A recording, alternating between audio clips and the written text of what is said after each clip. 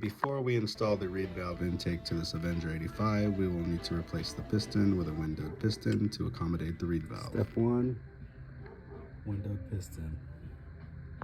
Windowed piston in.